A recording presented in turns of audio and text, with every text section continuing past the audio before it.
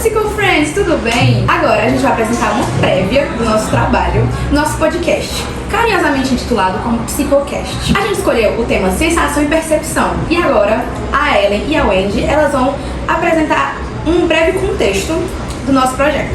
Oi, meu nome é Wendy e eu vou falar sobre a definição de sensação e percepção. A sensação refere-se ao processo inicial de detecção e coleta de estímulos. Esses estímulos são captados pelos órgãos sensoriais dos sentidos e convertidos em sinais nervosos que são enviados ao cérebro.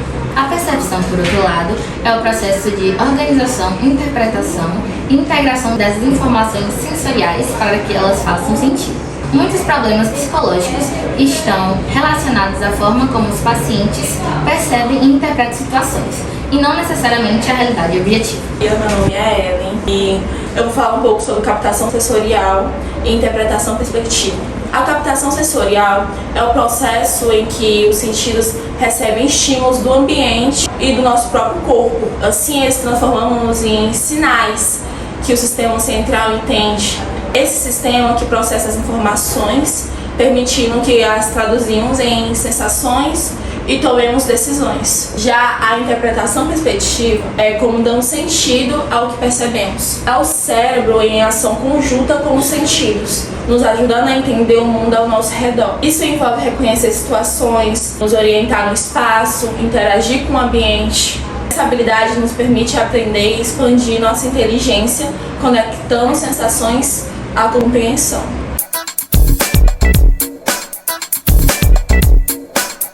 Oi, Psicofriends, bom dia! Mais um Psicocast da gente, segundo semestre de Psicologia da Uninasal Doroteias. Eu me chamo Letícia Evne e a gente vai falar sobre sensação e percepção. Olá, gente! Meu nome é Ana Carolina e eu sou do segundo semestre de Psicologia.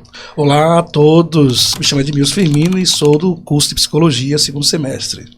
Hoje nós estamos aqui com um convidado especial. A gente vai falar sobre sensação e percepção e nós chamamos nosso convidado Ezequiel Viana. Ele é formado em Psicologia Corporal, com ênfase na análise bioenergética. É isso aí. Muito bom dia, pessoal. Quero agradecer o convite aqui da galera do segundo semestre. Sou psicólogo, estou com 2 anos de formado já, né?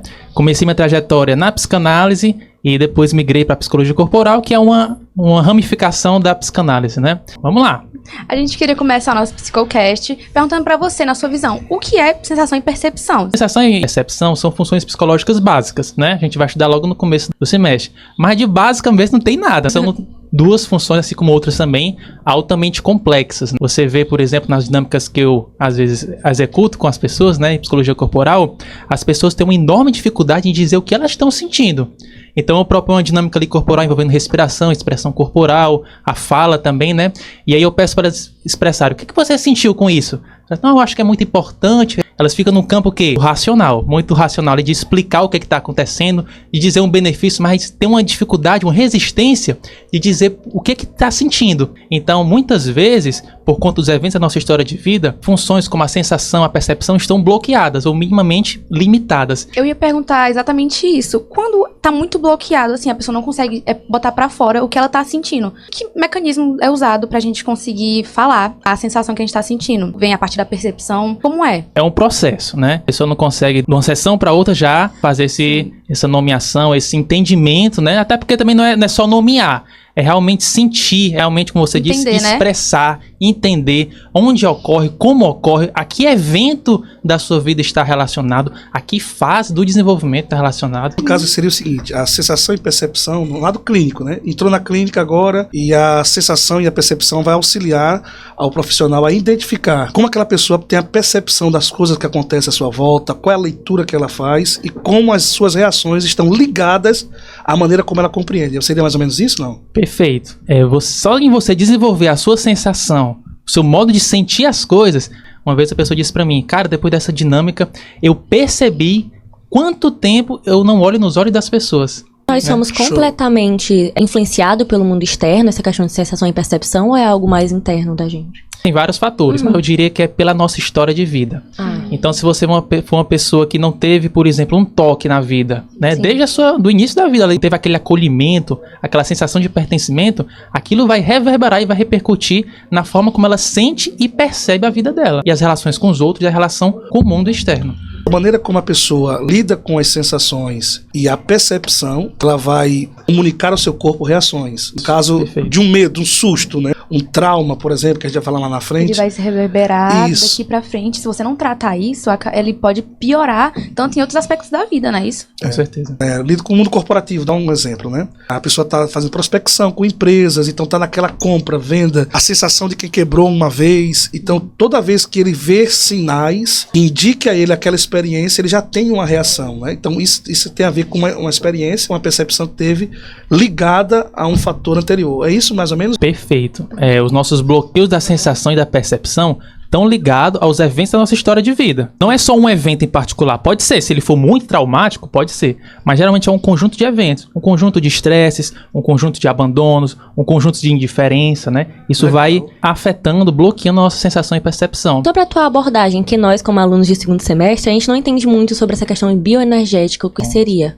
A análise bioenergética é uma das escolas dentro da psicologia corporal. E uma das mais conhecidas é a análise bioenergética, que veio de um discípulo de Reich, que se chama Alexander Lowen. Ele é fantástico e recomendo demais, porque ajuda muito na nossa compreensão. O que é mais curioso para mim é a maneira como você falou, como as expressões do corpo, Sim. seja visual, seja nervosismo, a distonia nas mãos, Sim. ele caracteriza, de certa maneira, todas as reações e como um profissional pode, através dela, trabalhar. Por exemplo, um profissional que precisa lidar com o público. Olha, eu domino o assunto, mas na hora de falar em público eu sinto pânico, Sim. a garganta fica seca. Cada vez que eu errar mais eu fico nervoso. Essa é a sua área que vai lá orientando. Sim, pode ajudar. Pode ajudar. Por que a pessoa sente tanto temor com a exposição social? Por que a pessoa pode ficar mais tranquilas, né, com a exposição social, outras menos tranquilas, mais tímidas? Tudo isso não é ao acaso ou não é um simples medo, mas tem a ver com a nossa história de vida, né? Isso você consegue vai identificando na trilhagem mesmo, né? Sim. No inicial, que legal. E também propor ferramentas, técnicas que vão ajudar a pessoa a lidar com esses momentos de dificuldade. Então, às vezes, um treino, né? Eu treinar aquela palestra antes, mas também uma técnica de respiração. Ajudar a soltar mais o ar, a voz, né? O corpo, tá mais relaxado. A nossa professora, ela fala bastante que o nosso corpo não mente. Então, assim, você acha que a gente trabalhando com o nosso corpo, a gente pode mudar a forma que a gente percebe o mundo ao nosso redor? Por exemplo, eu tenho uma rotina certa. E se eu mudar essa rotina, nosso corpo vai sentir e a gente vai perceber o mundo de forma diferente, por exemplo? Perfeito, essa sua pergunta é muito boa. Olha só, a mente, eu acho que por isso que deram o nome de mente, né? Porque ela mente. Por isso que é tão difícil trabalhar com a mente, assim. Não é que não seja impossível. Mas a mente, ela tem resistências, ela cria ilusões. Ilusões é uma dificuldade da percepção, né? Tem todo um processo, até que a pessoa reconheça. Você sabe o quanto é difícil uma pessoa mudar, né? Mudar a sua mentalidade. certeza. Eu vou trabalhar sobre o corpo. Porque da mesma maneira que se eu trabalhar com a mente, eu acabo tendo melhoras corporais, não é isso? Se eu trabalhar com o corpo, acaba trazendo melhoras mentais. Perceber o meu corpo, as minhas expressões. Onde estão os bloqueios, né? Onde estão os pontos de tensão no nosso corpo. E trabalhar essas tensões, porque toda tensão corporal, grave isso, toda tensão corporal é o reflexo de uma tensão emocional. A pessoa às vezes acha que, caramba, eu sou madura, eu não preciso de terapia. Mas se ela for fazer um tratamento ali de psicoterapia corporal, ela vai ver quanta tensão ela tem e vai se perceber que ela não é nada daquilo que ela pensava que era. Eu passei uma vivência na questão da UTI e tinha um jovem que tinha acabado de sair do exército. Ele tava lá fazendo exames normais e deu o batimento dele quase parando. Ele fazendo exercícios normais, foi mandado diretamente pra UTI. Nossa. Chegando lá, ele tava fazendo todos os seus exercícios, mas ele para e fala, não, eu não vou mais fazer. Aí ela pergunta, por quê? Aí ele, não, eu não consigo, eu não vou fazer. Ele não conseguia levantar da cama, sendo que ele já tinha feito fisioterapia dia a dia, todos os dias ele tava conseguindo, mas nesse dia ele decidiu se fechar. Que uma mente forte, uma mente resiliente, como você falou, né? A importância de cuidar da mente, tratar a mente, existe dentro de um corpo forte também. As duas coisas são... Tem que andar juntas, né? São juntas, né? Elas são duas faces da mesma moeda.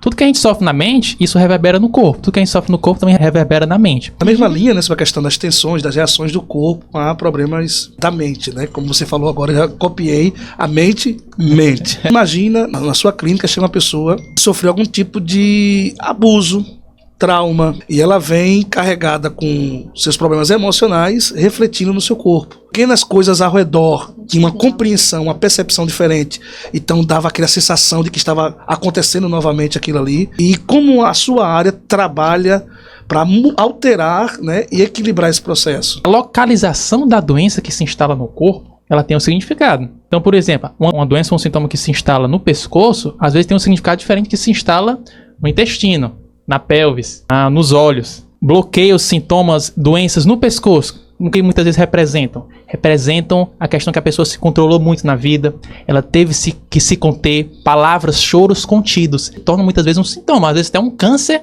de tireoide. E falando sobre essa conexão, tu pode dizer pra gente, pra quem tá ouvindo, alguma dica, alguma forma de melhorar a nossa conexão com o nosso corpo e a nossa percepção em relação a isso? Primeiro de tudo, eu acho que é você começar a estudar um pouco mais sobre o tema. Vamos começar assim, né? Dependendo da sua área, se você é estudante, se você é leigo, se você já é psicólogo, né? Estude mais um pouco sobre o tema, sobre a conexão mente-corpo. Você vai alcançar níveis de autoconhecimento muito grandes. Fazer terapia, se for o caso, fazer terapia ajuda muito. Muitos exercícios também que você pode fazer em casa, com devida responsabilidade. Técnica de respiração, uma caminhada, exercício físico, né?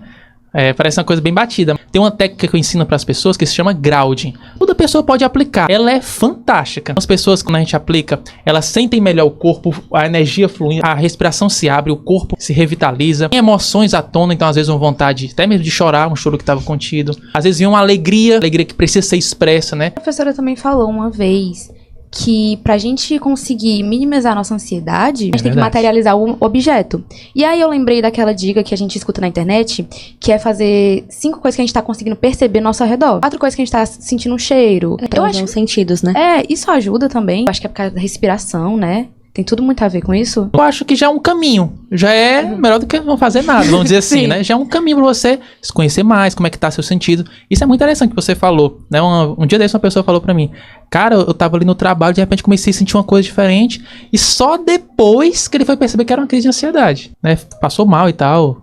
Foi para o hospital. Sabe o que tá acontecendo, né? Então esses exercícios já ajudam a debater sobre o tema e também ajudar você a detectar. Se eu já sei que eu tô entrando num estado um pouco mais de ansiedade, minha respiração tá ficando curta, tá uma alteração ocular ali, meu coração tá batendo mais rápido, então eu já preciso descansar um pouco mais, preciso me afastar desse estímulo estressor, desse estímulo ansioso. Entendi. Quais são os principais sinais no corpo que indicam que alguém tá bloqueado emocionalmente? Como afeta a percepção da realidade? Bora lá, são muitos, né? Vamos começar aqui pela cabeça. Muitas pessoas, se você tocar na cabeça dela, tanto que tem a expressão, cabeça dura. Sim. Cabeça tensa. Aí como é que isso pode reverberar? Queda de cabelo, pessoas às vezes chegando numa calvície bem mais antecipada. Nos olhos, já falei um pouco da questão dos olhos tremor mais... dos olhos tremor, também. no estresse, né? Aquelas pessoas que andam assim, curvadas, assim, tem tensão, alguma tudo. ligação? Tensão, vergonha, o que Ó, é? nossos padrões corporais, eles falam, né, do nosso comportamento, da nossa história. Mas uma coisa mais além para eu deixar para ti. O nosso formato corporal são 5. Nosso formato corporal diz a nossa personalidade e a nossa história de vida. A gente tem uma composição desses traços, tá? A gente não é só um, não. Mas a gente tem um que mais predomina. Por exemplo, o esquizoide é aquela pessoa que tem os traços mais parecidos, que tem traços de psicose, de esquizoidia, de alucinação, de ilusões. Então, como é que é o traço um pouco mais dela? Aquela pessoa que é mais fechada em si, mais fino, mais comprido, com esses olhos um pouco mais arregalados. Entende? A pessoa oral, o traço de personalidade oral, é aquela pessoa justamente que tem os ombros caídos, as pernas mais finas. Então tem um conjunto de traços, de cada traço de personalidade, que vai indicar e vai sugerir aspecto da nossa história de vida. Se a gente já conhece, a gente já pressupõe informações do paciente, sem ele dizer. Aí a pessoa diz, você tá me expondo. Não, não tô me expondo. Você já tá exposta. Né? A gente só tá sabendo aprendendo a ler, né? A pessoa. Exato. Sim. Enfim, a percepção, ela pode ser muito poderosa. Mas ela pode ser poderosa a ponto de ser manipulada, a percepção da pessoa a ponto dela mudar a visão de mundo. Como, por exemplo, eu vejo uma coisa e você consegue ver outra. A forma que ela vê o mundo, isso pode acontecer? Com certeza. Pensa numa coisa bem simples. Aqui no estúdio tá uma temperatura, vamos dizer, sei lá, 20 graus. Algumas pessoas podem estar com um pouco mais de frio, outras mais de calor. Até isso tem relação com a nossa história de vida, sabia? A percepção de frio e de calor. Com o nosso corpo também. Nosso corpo também. Então, à medida que a gente vai se Pensei que era só desenvolvendo... reações sensoriais. Ela tem a ver com o histórico também? Olha aí, ó, que legal. Pensei que era só reações sensoriais. Sim, mas essas reações sensoriais têm uma ligação com algo. E você que é psicólogo vai entender isso. Tá ligado a quê? Né? Uma pessoa que tem a pele mais seca, uma pessoa que tem a pele mais molhada, mais hidratada. Né? Tudo isso são expressões que a gente tem que ler. À medida que vai se desenvolvendo, vai se tratando, a gente vai mudando a nossa percepção. Né? Eu era uma pessoa que não acreditava em nada disso. Eu era da psicanálise. A psicanálise é uma abordagem super mental, assim, que lida só com a palavra. Né? Ela é bem racional, né? E eu mudei pra psicologia corporal, que é bem diferente, né? Tem uma dinâmica corporal, tem um contato, às vezes tem técnicas de toque, né, com o paciente. Você também mudou muitas coisas na sua vida. certeza. Quando você entrou em psicologia, você já mudou muita coisa. Com certeza, a partir das nossas vivências, né? Que cada um Não, aqui eu- vivenciou aqui, tá sendo... Eu me Sendo achava que calmo. tinha uma vida escrita com muitas definições. Hoje eu estou me permitindo reaprender tudo que antigamente eu tinha como certo e errado. A psicologia teve esse poder. Esse poder de achar coisas em mim que eu achava que não fazia sentido, mas que ela se repetia. Como padrões. perfeito. Elas se repetiam. E é exatamente o curso está fazendo isso comigo. E olha que a gente tá no segundo semestre. É, Daqui com pra certeza. 5 anos, a gente É vai mudar verdade. tanto. A Vai. gente tem certeza. Verdade. Todo professor nosso fala isso. Que a Todo gente vai mudar semestre é uma até- abordagem. Lembrem sempre disso. Nós que somos psicólogos, qual é o nosso maior recurso? Mente.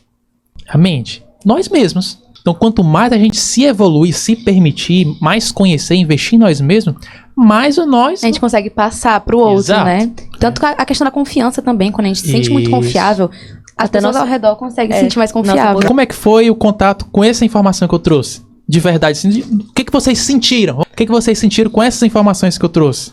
Como é que foi com vocês o contato? Eu achei extremamente curioso, porque assim, é muito legal você ver que tá tudo interligado. Pra gente Legal. cuidar da nossa cabeça, a gente tem que aprender a cuidar do nosso corpo. Então assim, eu quero fazer exercício físico. Você não vai conseguir se você não conseguir cuidar da sua cabeça. Ao mesmo tempo, ao contrário. Exato. Então assim, a forma que a gente lida com o nosso corpo, a forma que a gente percebe o mundo, tudo isso influi no nosso bem-estar, nossa saúde. Para mim foi duas coisas chaves que eu posso tirar dessa nossa conversa. Primeiro foi aqui o dos bastidores, aquela da noção da informação sendo acompanhada e orientada por uns professores, e quando a gente vai para o cenário lá fora, onde a gente tem que fazer a coisa acontecer. E o segundo é que eu sempre olhei a psicologia trabalhando mais a mente, Exato. separado da questão da inquietude e da reordenação do corpo. É. E aí você trouxe uma abordagem da qual eu não conhecia, lógico, também estou pisando no terreno agora, que faz referência da importância não só de usar a mente para tratar o corpo, mas também usar o corpo para estabelecer um equilíbrio para a própria mente. Isso aí foi para mim